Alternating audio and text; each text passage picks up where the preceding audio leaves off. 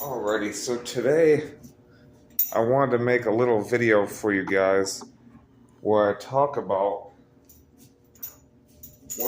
lifting belts.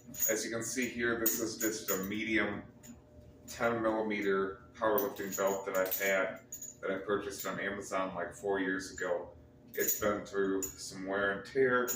I want to talk about belts, the pros and cons of using them, and more or less my relationship with them and how I approach them as a training tool. So when it comes to using belts, pretty much at the end of the day, all they do is increase intra-abdominal pressure. They cause your core and your trunk muscles to contract harder and generate more force. Now, that's going to mean a couple different things. First off, it's going to mean that on particular lifts, you can lift a little bit more weight. However, I do recommend most people don't train with a belt all year.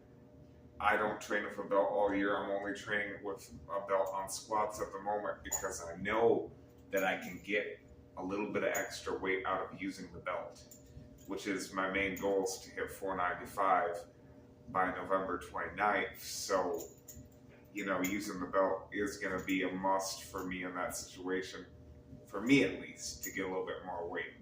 Now, that doesn't mean that I won't ever do some sessions without a belt or won't ever set any PRs ever without a belt. Beltless training has always been a huge staple in my workouts, and I like to say I only use it for about, in terms of like my holistic training week, maybe 20% of the week, maybe tops, and that's only going to be on squatting. Because when I do movements like the conventional deadlift, for instance, and the stiff-legged deadlift, in the RDL, on deadlift variations, I do not get a single ounce out of using a belt. In fact, I can't breathe when I'm in the hole on deadlift. So I don't use a belt on a deadlift. So that goes for stiff legs, that goes for RDLs, that goes for conventional deadlift. I do not and will not use a belt for anything where I have to pick a weight up off the floor.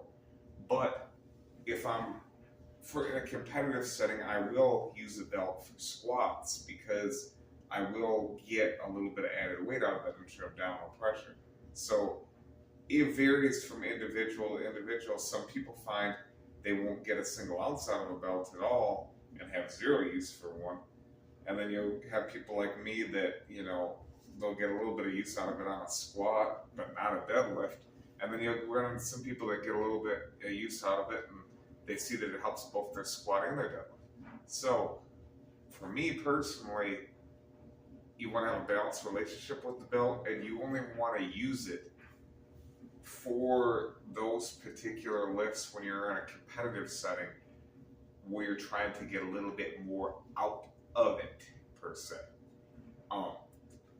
Like I said, I have a really, really strong lower back, and I think that's part of the reason why I don't use or have a need for using a belt on a conventional deadlift, right? And when I do a conventional deadlift, I always have a slight rounding upper back, so, But with the squat in a competitive setting, I will use it because I will get a little bit more out of it. But, it's a balanced thing. I also have times where I train without the belt, beltless training, and also training if you want to be as strong as possible, you want to train your abs every single day. You're not going to put up big numbers on squat, bench, deadlift, clean, any of that stuff, unless you train your abs daily. And that doesn't mean do 100 sit-ups daily. That means, let's say you do a 5-day training split, right? You got one day you do something like a decline sit-up, right? You got one day you do an advanced plank variation. You got one day you do a leg raise variation. You got one day you do an oblique movement, like a twist or a weighted side plank, and you rotate between abdominal movements for different sections of the core. So, again, it's all a balance thing, and if you're going to use one of these bad boys, before you use one of these, don't just walk around the gym with it like some guys do and do curls. Ask yourself these two questions. First off, why the hell am I using it? And is it even helping me with anything? Because if it's not helping you with anything, then there's zero point in using it. You only use it if it gives you any sort of mechanical leverage edge. If you don't get an ounce out of it, if you figure out you trained for years and you figure out you don't get a single ounce out of using one of these things, then don't use it at all. Or you can be like me, we have 20-40 relationship with it. We only use it for the squat, but not for the deadlift. So play around, see what works for you. Don't be a guy that wears these on the curl machine. Don't be that guy that doesn't train abs. And, figure out where you stand with one of these bad boys and go from there. Make the decision based on what actually works for you, not what some gym bro says, not the high school football coach that says, hey, this is going to protect your back. No. Figure things out on your own and then make your own conclusion. So that's all I want to say about lifting belts. If you use them right, figure out why on earth you're using them.